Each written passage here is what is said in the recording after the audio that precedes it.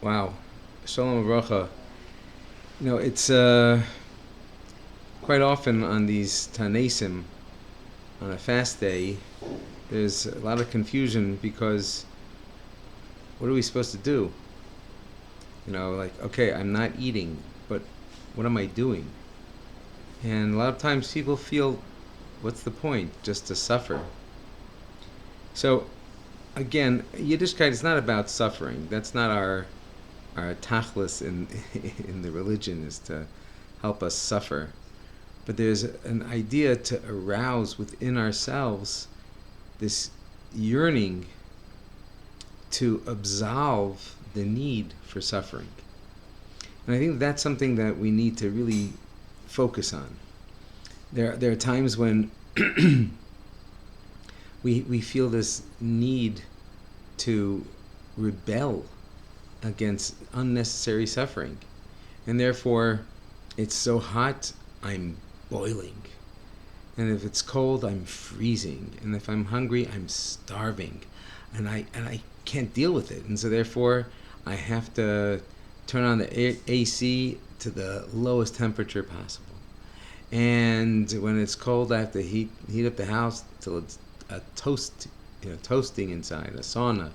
And when I'm hungry, people fress. I could relate to that a bit, but why? Because we have a hard time with discomfort. So I wanted to share with you an idea that Hashkacha Pratis, one of our alumni, Avram Yecheskel, was here in Eretz Yisrael, and wanted to see what kind of opportunities for ruchnius there are out there. So somebody I know was involved in a special mitzvah called Shiluach HaKen. About a week ago, he said, "Oh, there's a couple birds, a couple nests that if you want, we could do it." And I wanted to do it last week, and it didn't work out. And I almost did it yesterday, and it didn't work out. And then tonight, we were able to make it work. Tonight, here in Eretz Yisrael, already is Shiva Asar Tamuz. And the fellow that is like one of these, this is his expertise, is Shiluach HaKen, sending out the bird from the nest. He said it's a very interesting thing that in the Sefer HaPliya, which is from the Mishnah of the Rishonim, he says that the arousal for Hashem to bring the final Geula comes from the mitzvah that is created because of the mitzvah of Shiluach HaKen, the voice of the mother bird looking for her children.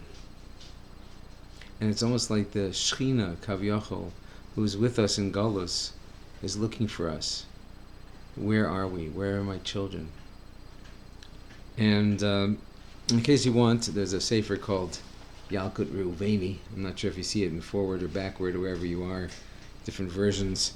And in the Yalkut Reuveni, in Parshas Ki Teitze, I have the old version. It's on Mem Gimel and Beis Mem Daled, where it has this, it talks about the many different deep things. And he quotes as follows. He says, Valkein osa akol, ani tzoek v'tzakti ola lebina, Merachem Aleinu Zeo Hi She'amda Lanu. And he says, Gam Bizman HaGeula, also at the time of redemption, Ayidei Zeh HaKol, because of this voice, Molich His Orus V'Neitze Min HaGolus. This arouses this arousal, and it spreads it around, and from this will Neitze Min HaGolus. We can leave our exile because of this mitzvah. Now, it was just like crazy Hashkacha Pratis that we were able to do this. Now, again, I'm sure there are many people doing this. I'm not saying, oh, we did this mitzvah. Avram Yecheskel, he's the one that did the mitzvah. He had the schus. I told him about it. I wanted to do it a week ago, but I told him maybe he'd like to do it, and he said, yeah, I'll do it. And I said, okay, we'll let him do it. And he was the one that zeicha to do this. It's an unbelievable schus that theoretically, the voice of that mother bird who he sent away is crying for her children. Now, why do we do this? Isn't that called Tsar Balachaim? Tsar Balachaim. So if it wasn't for the Torah telling us that Hashem says, not only if you do this, v'harachta yomim, you will be zocha to a long life.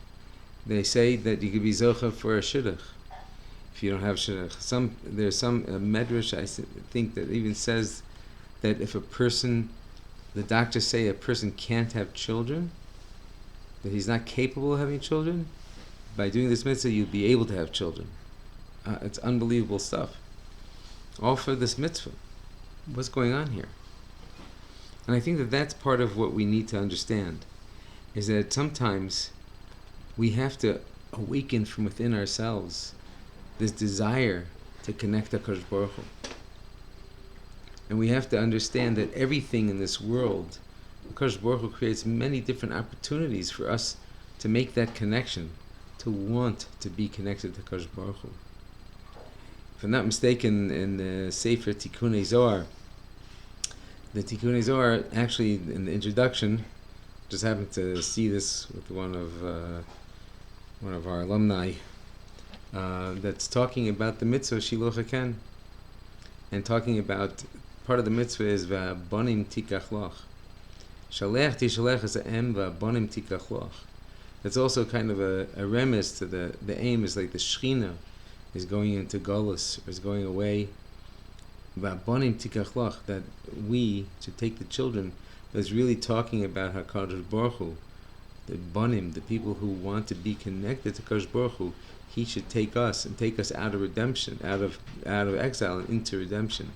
And so it's a remez that we're trying to arouse from within Hashem, this desire to reconnect to us, vis-a-vis that we have a desire to connect to Him.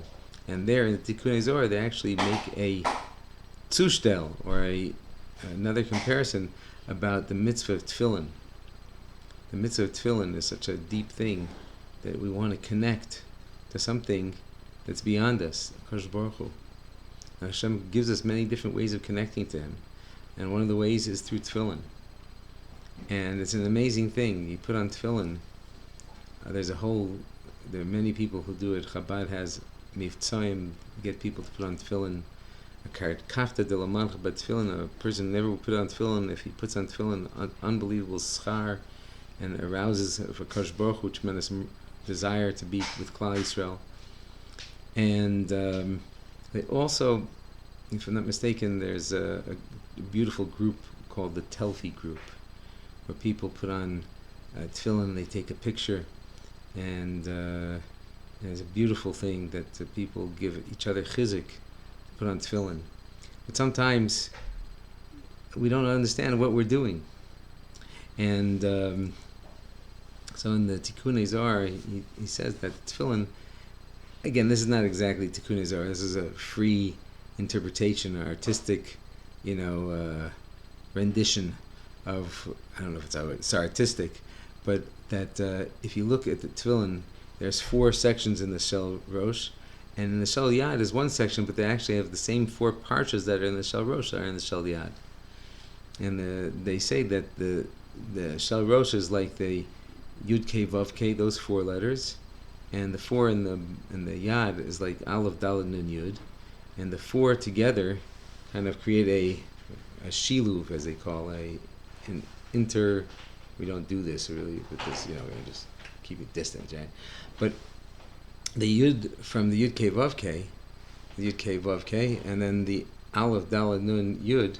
So the first letter Yud and the last letter Yud kind of like form the Yud that a lot of people is the symbol for Hashem in many different places. Because ultimately we say Aleph Daled Nun Yud, we pronounce it, but we're looking at Yud Kei Vav Kei. And there's this distance of what we're seeing and what we're saying. And there's this idea that we hopefully are being able to bring it all to be united and be one. And actually the person who answers Amen, they say, is greater than the person who makes the bracha. because Amen itself is the same gematria of Yud K Vav K, 26, and Aleph Daled Nun Yud, 65. The two together is 91. The person saying Amen is unifying, is recognizing that it's all the same. And so there's a certain Mila that a person says Amen is even greater than the person making the bracha. Now, what does this have to do with Shiva Asar B'Tammuz? So Shiva Asar B'Tammuz was the day that the walls were breached. The walls were breached. And I think that there's something, sometimes we don't realize, the walls being breached, it doesn't mean that it's all over, An enemy gets in, you could still, like you have a siege in a city, and one guy gets in, if we're able to execute him, and maybe nobody else will be successful in coming in. But once the breach just widens, then they all come in, it's lost cause. So there's an idea that we have to try to rectify and try to say, why do I not have this strong yearning and desire to connect to Kadosh Baruch Hu? And unfortunately, sometimes it could be because we're so far away and so distracted, and we've been breached. We've been breached with all kinds of social media. Well, we're not talking about Dvar Masurim, but just it's a breach. And it's very difficult because there's so many necessary parts of our lives of communication. We're doing this through YouTube or WhatsApp, but it's such a danger. It's such a danger. And we therefore need to really be very, very careful that we don't let the tumah enter ourselves. We should try to distance ourselves wherever we can from allowing this to be standard, allowing this to be the norm. And I think that that's something that maybe what we could do is, there's an idea of sur mira v'asei tov. Stay away from the bad and do good. So staying away from the bad, we try to make sure we're mamish. We don't allow things in that have a filter, and sometimes people are able to get around the filter to just not have things hefker. So we have to be very, very cautious. Everybody makes up their own thing, how they could do sur mirah. But Hasei Tov, for those of you who already put on tefillin, maybe just have that recognition. When I'm putting on tefillin, I'm binding myself to Kadosh Baruch Hu. I'm connecting and being the kasher myself, mamash tying myself, binding myself to Hashem. And I think that's something and I'm binding Hashem to my head and my actions, my arm. That means not only my thoughts but in my actions. It should be all together, a united front. So the Shumi Rav Say Tov, I thought this is something to talk about on Shiva Asar B'Tammuz. Again, there's a lot more. It's about, we could talk about it another time, so we'll do part 2, B'ezrat Hashem. But in the meantime, just working on arousing within ourselves this desire to be connected, this desire to connect to Kadosh Baruch Hu, and not allow anything else to interfere. So Hashem should help us that we should arouse within ourselves this desire to connect to Hashem. And the schus of the mitzvahs that people are doing, Shiluch HaKen, many other mitzvahs, B'ezrat Hashem, everybody does mitzvahs that help arouse a desire from HaKadosh Baruch Hu to be reunited with us, and us to be desire to be reunited with Him. And B'ezrat Hashem will be Mikar of the Gula Shlema with the BS Gold Tzedek B'mheir B'meinu Amen.